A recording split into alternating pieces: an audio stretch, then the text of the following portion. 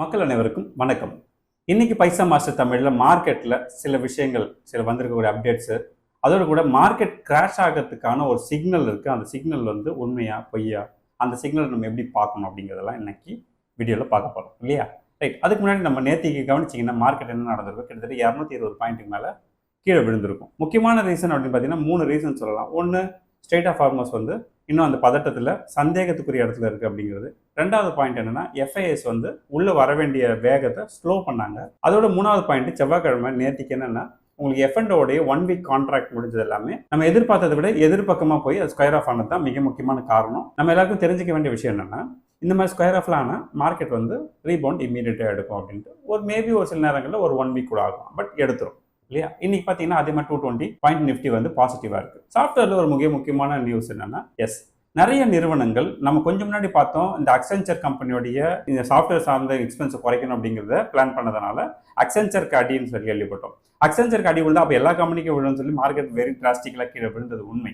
ஆனால் இப்போ நடந்திருக்கிறது என்னன்னா, மக்களுக்கு இப்போ இருக்கக்கூடிய பொருளாதார மந்த நிலை அப்படின்னு சொல்றேன் இல்லையா, அந்த சாஃப்ட்வேர் இண்டஸ்ட்ரியில் சொல்றேன், அதுல இருந்து கொஞ்சம் ரெக்கவர் ஆயிருக்காங்க. போன 2 வருஷமா சாஃப்ட்வேர் ரிலேட்டட் எக்ஸ்பென்ஸ் வந்து அதிகமாக பண்ணாமல் நிறுத்தி வச்சிருந்த சில நிறுவனங்கள், கம்மியாக பண்ணிட்டு வந்த நிறுவனங்கள்லாம் இப்போ என்ன முடிவு பண்ணியிருக்காங்கன்னா, நாம் இப்போ சூழ்நிலைக்கு இன்னும் நிறைய விஷயங்களை இன்வெஸ்ட் பண்ணணும்.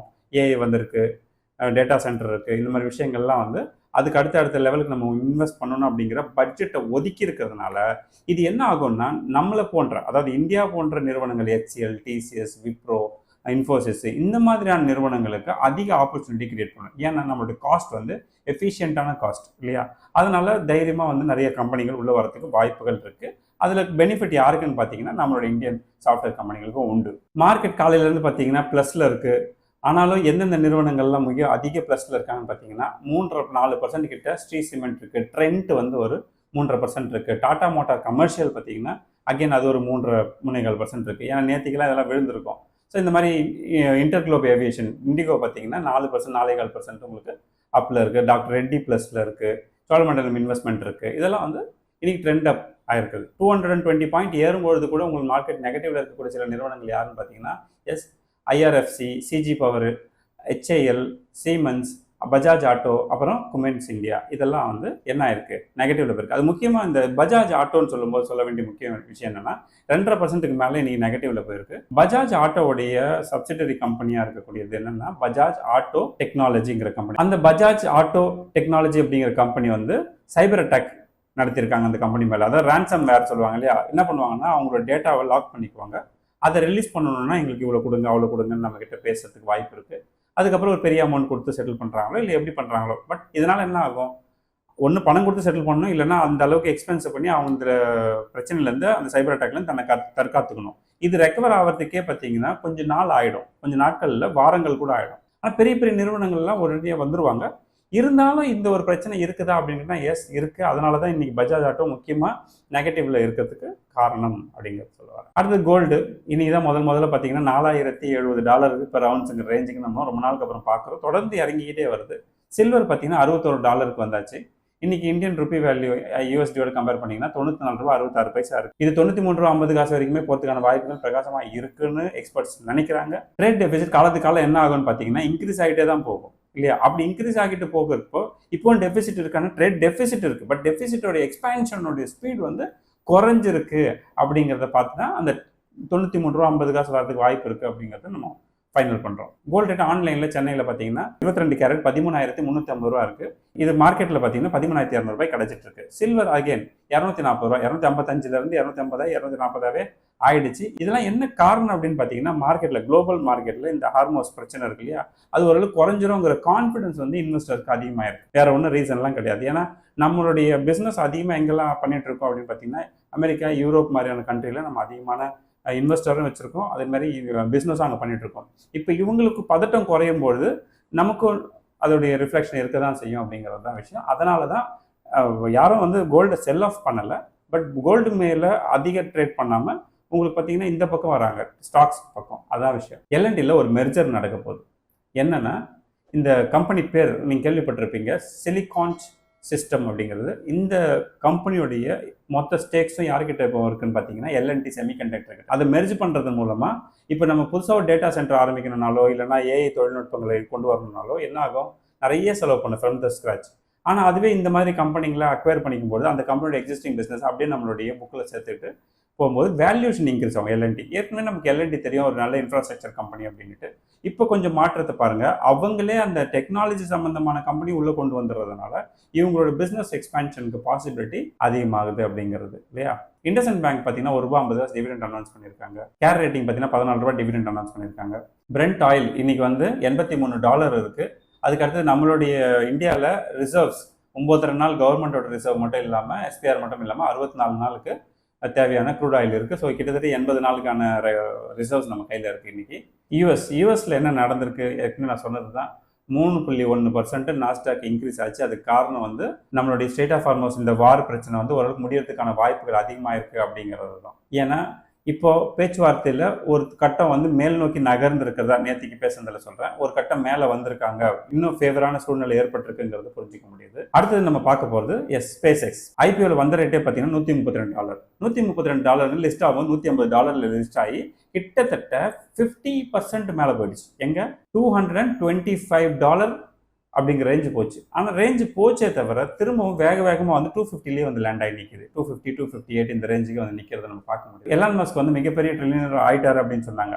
கரெக்டு தான். ஆனால் இப்போ நடந்திருக்க சம்பவம் இந்த ஸ்பேஸ் எக்ஸோட கான்செப்ட் வச்சு பார்க்கும்போது இந்த டிப்பு கிட்டத்தட்ட 33% டிப்புங்கிறத நம்ம புரிஞ்சுக்கணும். எனிவே அதையும் சேர்த்து நீங்கள் கணக்கு போட்டு பார்க்கணும் அப்படிங்கிறத சொல்ல வரேன். அடுத்தது மைக்ரோசாஃப்ட் என்விடியா இதெல்லாம் வந்து அடுத்தது அவங்களுடைய ஏஐ சிப் சப்ளை பற்றின ரிப்போர்ட்ஸ் வந்து சப்மிட் பண்ண போகிறாங்க. நிறைய பேர் அதை காத்துக்கிட்டு இருக்காங்க. அந்த ரிப்போர்ட் வரும், அந்தளவுக்கு எந்த அளவுக்கு அவங்களோட சப்ளை இருக்குது, எந்த அளவுக்கு எதிர்காலத்தில் வந்து தனக்கான டிமாண்ட் இருக்க போகுது அப்படிங்கிறத அடிப்படையில் இந்த ஷேர் ப்ரைஸ் எல்லாம் வளர்கிறதுக்கும் வாய்ப்பாக இருக்குது. ஒருவேளை இது வந்து டிசப்பாயின்மெண்ட்டை கொடுத்ததுன்னா அகைன் கீழே போகிறதுக்கும் வாய்ப்பு இருக்குது. பட் மோஸ்ட்லி நெகட்டிவ் இருக்காதுன்னு தான் நான் நினைக்கிறேன். Anyway will go. ஏன்னா என்விடியா எனக்கு கான்ஃபிடென்ட்டாக இருக்கேன். மைக்ரோசாஃப்ட் தெரியல, பட் என்விடியா கான்ஃபிடென்ட்டாக சொல்லலாம். நீங்கள் அடிக்கடி எனக்கு வரக்கூடிய சில கமெண்ட்டில் கேள்வி என்னென்னா மார்க்கெட் கிராஷ் உண்டா இல்லையா அப்படின்னு கேட்டு. மார்க்கெட் கிராஷ் அப்படிங்கிறது நான் பொதுவாக மக்கள்கிட்ட என்ன சொல்லுவேன், மார்க்கெட் கிராஷ் ஆகுதா இல்லையான்னு நீங்கள் பார்க்க தேவையில்லை. நீங்கள் வந்து எப்பவுமே மார்க்கெட்டில் பீரியாடிக்கலாக இன்வெஸ்ட்மெண்ட்டை பண்ணிகிட்டே போங்க அப்படின்னு சொல்லியிருப்பேன். ஆனால் மார்க்கெட் கிராஷ் எதை வச்சு சொல்கிறாங்க, எதனை வச்சு நம்ம அதை வந்து ஒரு ரூமர் கூட வரணும்னா அதுக்கு ஏதாவது ஒரு காரணம், ஒரு சிக்னல் வேணும் இல்லையா. பட் அது ரூமரா இல்லையாங்கிறதையும் கூட நம்ம பார்த்துக்கலாம். எஸ், உங்களுக்கு நான் ஒரு ஸ்க்ரீனில் ஒரு பாயிண்ட் வைக்கிறேன். உங்களுக்கு இதில் பாருங்கள், 3-4 லைன் வரைஞ்சிருக்கேன். அந்த 4 லைனை வந்து ABCDன்னு வச்சுக்கோங்க. ஒரு கணக்குக்கு சொல்கிறேன். எப்பவுமே வந்து மார்க்கெட்டுங்கிறது அப்ஸ் அண்ட் டவுன்ஸ்க்கு உட்பட்டது தான், வேவ்ஸ் இருக்க தான் செய்யும். ஆனால் போன 5 வருஷம் ரெக்கார்டு எடுத்து பார்க்கும்போது கிட்டத்தட்ட 26,000 பாயிண்ட் வரைக்கும் மேலே போன மார்க்கெட் போன 2025 பார்த்தீங்கன்னா 22,000 கிட்ட வந்திருக்குது. அகெயின் மார்க்கெட் வந்து மேலே போக நினச்சி போனது தான்.